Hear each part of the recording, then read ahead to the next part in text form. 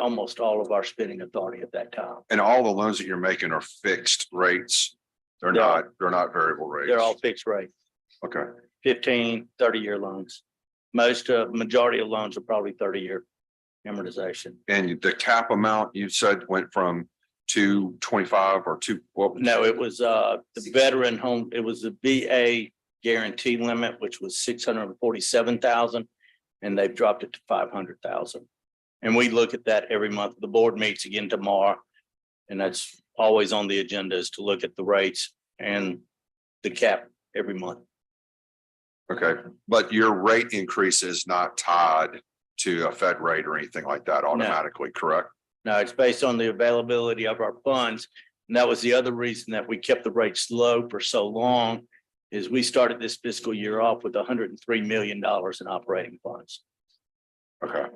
And since, And we've never come close to even touching the spending authority. So we know. you started this current fiscal year with 103 in funds, and you've done 30.5 million in loans, new loans since then, correct? Yes. Okay, and what's your payoff? I mean, I know you're getting a lot of payoffs. What do you see come back? We average probably 3 to 4 million a month in payments and payoffs. Okay. Really slowed down. And the payoffs are slowing down because Everybody's gonna nobody's stay in it, refinancing now. whether or not can't sell their house, That too. or don't want to sell their house, especially if they're locked in at a 2.5% rate. Rate's so much cheaper. Okay, with respect to your budget, is there anything else that you need to tell us? Do you have any questions? Anything? You know. Kick this all around. Okay, then anything else? No, Then I'm going to consider this to be closed real quick. All right, well, they have enough. 2:30. Come on, Mike. We're good. Thank you. How complex is theirs? I haven't even seen it. Let's not get started. We're gonna jump to another room. No problem. Good. I saw. Kind of jammed up downstairs. Oh, it's Trying to find you in this building was rather difficult a little while ago. I know. I know. Sorry about that. You're good. Where are we going? All right. Good seeing you, John. John, thank you. I appreciate it. Appreciate you. Thank y'all.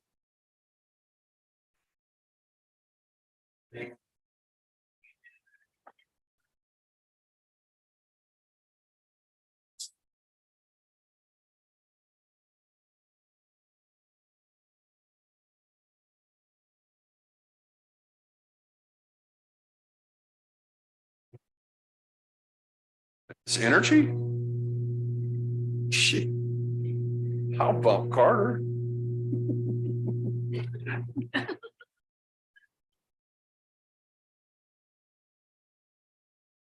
Yeah.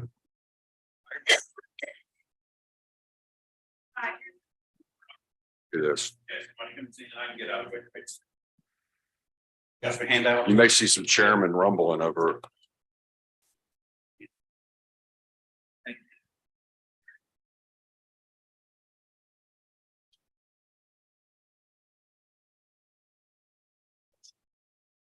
Buzz my life, that'd be like I get up and go. No, we'll figure it out. Right. So just one over the world, and to talk about, I've got just a couple of issues, but everything else, I think LBR, so pretty close on almost all of our actions. Talk about City of Jackson first, kind of where we're sitting, what we did and kind of what we're trying to get reimbursed from for FEMA, which will come with better. Because we don't have those funds, we're not going to get reimbursed for it. So $14 million worth of model, 359 that came in and for facilities, everything else that we had to repair. So page 2 is that number right there, 6518. That's going to be what we're trying, and we are submitting everything for reimbursement. But this is what, when you play the game this long, this is kind of where we think it's going to be. You get that money back into our mitigation accounts, because I have some obligations there to do safe rooms and other things that I need to do. So that's the whole city, guys.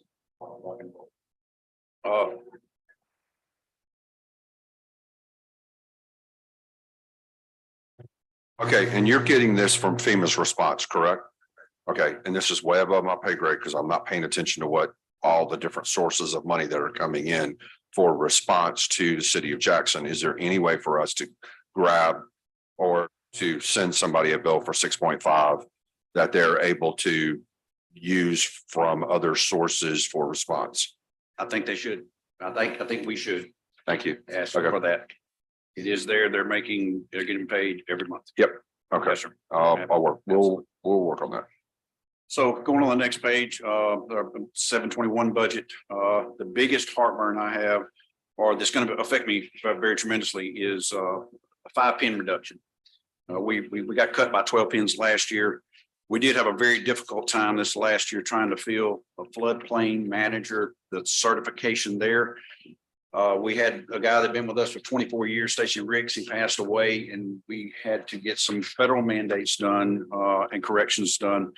We're able to get that position filled over the last 3 days. And that's what really skews my numbers. On the average, I spend anybody in positions open, we average about 68 days.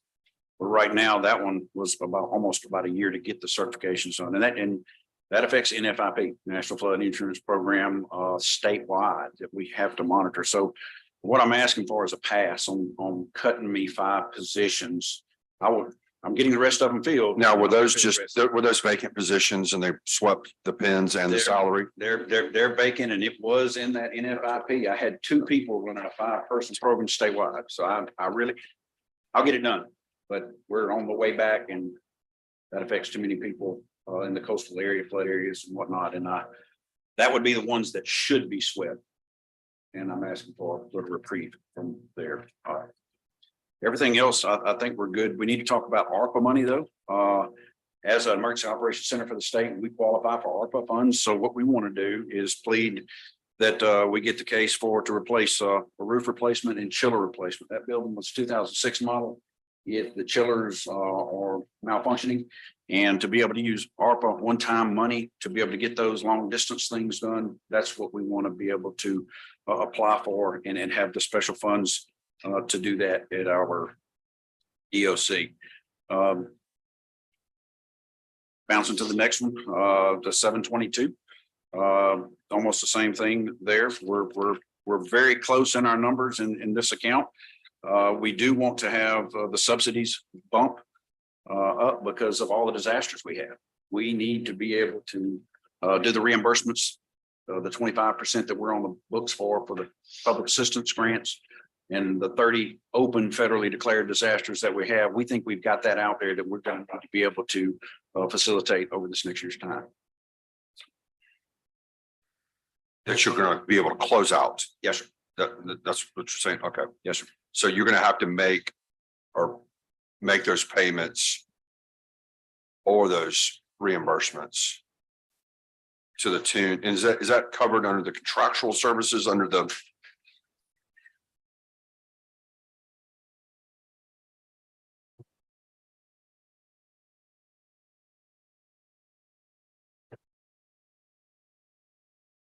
Okay, where is the state's portion?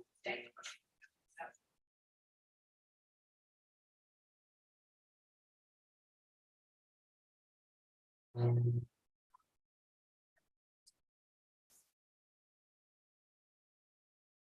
I'll wait for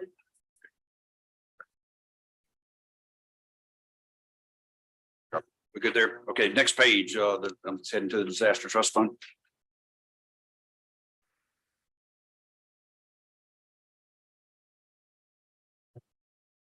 Yep. So state match for public assistance, kind of what we were talking about just a little while ago for the counties and municipalities, 8.9 million. Reimbursable expenses from FEMA, 3.9. And MEMA's expenses to run events. Our cost to do that is about 15.5. So that's about a 2-year average. So that's where we're kind of at. And we've done that average over the years. It's between 8, 5, and 9 normally that we actually run through in the disaster trust to pay back the locals and to run through that every year. So we're trying to get to a mean that we can kind of tell you, this is kind of the average of where we are, provided we don't get more and more disasters. And I Now, think is that MEMA's expense to respond, the 2.7 million, is that also reflected in part of the 6.5? That's for that separate. yes, Okay, we wanted. these are the federally declared disaster Yes. areas. Yes, And and it's- That's what they don't qualify for.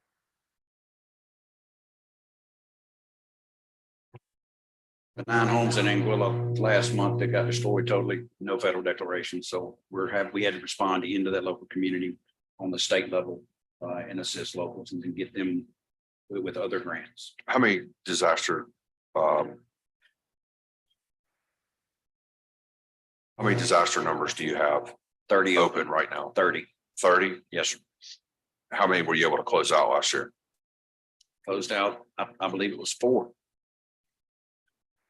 Yeah, City of Jackson and others and Mission Creek. Katrina's still going I'm sure. and COVID.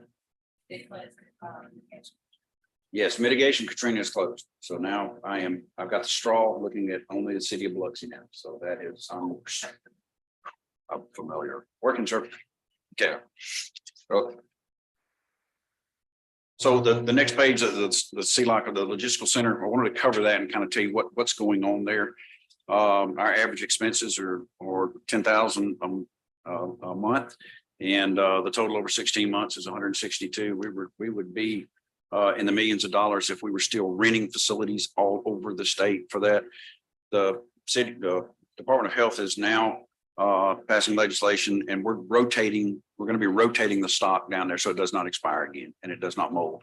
So we've got a great plan to be able to use that facility going forward. And other agencies have been using our training rooms and whatnot down there as well. So that has been a very big pearl. And I think almost a moneymaker. And I will throw out that I did it in the last meeting, that there's 9 vacant acres behind me. That was part of that property when we originally purchased it. So that belongs to the state of Mississippi. It's belonged to me. We maintain it. 5 minutes. 5 minutes max. Got it. So the next page is COVID. Started out 241 million is the total cost as we're moving along. So if you do the numbers minus number 2, the CARES Act, we were able to do 53. We did 100 million in reimbursements already from FEMA. We've been able to do 28 reimbursements in the queue right now. So we've got that bill down to 58 million, and we're continuing and we'll continue to go for reimbursements until we get that to 0. So we've been making great headway with that disaster and the reimbursement process thereof. And you anticipate that full 58 million being covered by the feds? It's 100%. And we're fighting that they don't like the plastic things we put up before they approved us to put up plastic. Okay. We're all over them. The next page is just talk about the ARPA funding and what we qualify for. That's just for your information to have those there. The next thing is the Senate Bill 2538. I think it's an important bill coming through. They talk about other matters, debris legislation for the debris removal and debris pickup. We want a statewide contract that the locals can get on, just like if they need a pickup truck or they need a garbage truck to haul something, they get on a state contract and just go ahead and buy it and they're good. Right now, they're doing an emergency contract and some of them are not putting it out to bid within that 30 days, and then they're not getting reimbursed. State Line, Mississippi is a prime example. They did it wrong, and they're going to lose $500,000. This would solve that problem if they want to do it. So it gives them that opportunity. We have a good vendor therefore in all districts, and that planned out. Thank you, Mac. Last one is the MEMA app. Yeah. About in the middle of February, you'll be able to draw a circle around your house and circle up here, what the weather is in each one, and get all the FEMA federal funds paid for that. You'll be able to get notifications at your home, what's happening, whether any type of disaster information that you need. Dealing with the debris pickup, Yes, sir. you talking about state line. Are you gonna be the arbitrator as far as between FEMA and our We are. counties? Because Yes. or that made another disaster in George County, Artisto line.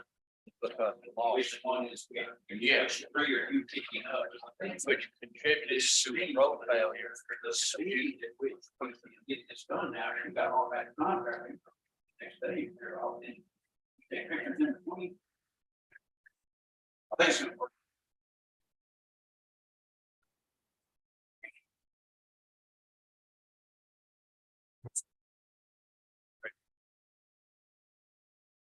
Hey, thank you. Appreciate it. We gotta talk some more. I need to, there's a lot of other stuff I gotta figure out. But I know my energy chairman is waiting outside the door. Surprised he's even in the building, but Really my bad, but I'm glad he pushed forward.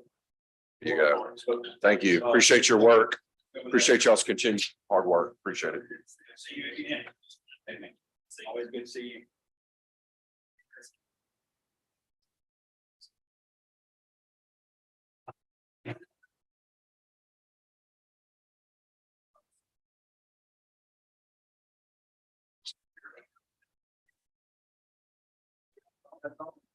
And it's,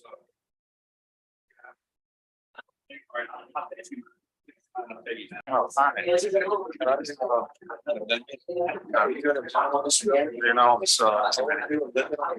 have to fix the traffic lights. Downstairs on Jackson before.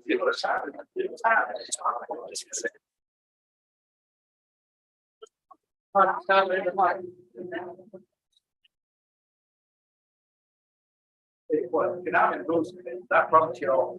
Well, the real estate, every one of these damn here, but it's still. This is the new one.